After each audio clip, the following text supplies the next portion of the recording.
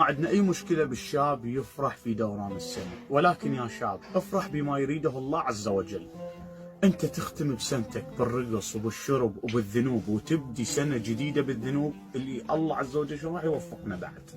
ودانا أنواع البلاءات، الله جاي ندهك يقول لك أبوي انتبه، عبدي انتبه، أنا جاي أدز لك مرسال، أريدك تنتبه لوضعك.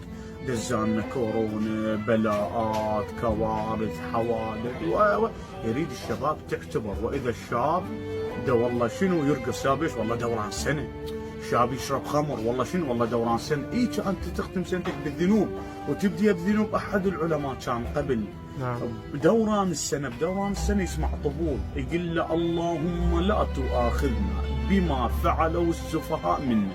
انا شنو ذنبي من انت تمارس الذنوب وانا البلاء يخصني؟ ليش؟ انا ساكت ما جاي انصى عدل، انا ما جاي انزل ويا الطبقه الشبابيه واوصي الشباب. فيا شبابنا اختم سنتك بمن؟ اللهم اغفر لي ذنوب السنه الماضيه. على مود الله يقول صح، هو سنه كامله كلها ذنوب تمام، بس وختمها بالخير والله محسن.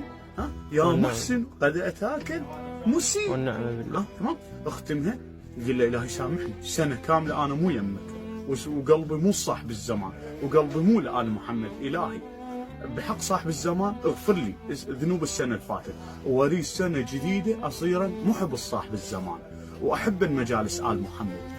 ولا تنسي شهادة أمنا الزهراء، شهادة فاطمة الزهراء، فاطمة نمارس الذنوب والله بحجة دوران سنة، وعوائل تتراقص، بنات ببناطيرها وشعرها تتراقص بنص الشباب. المشكلة الغيرة وين راحت ما أدري، غيرة الرجل وين راحت ما أدري. ما يقول أنت وين طالعة شلون تتراقصين قدام الزلم بالمولات وما أدري شنو، وعلى الشاطئ الفلاني وعلى البحر الفلاني بحجة شنو دوران سنة. ارجعوا إلى الله وانتبهوا لروحتكم حتى الله يوفقنا وحتى الله يرتب الوضع اللي احنا فيه. تحياتي.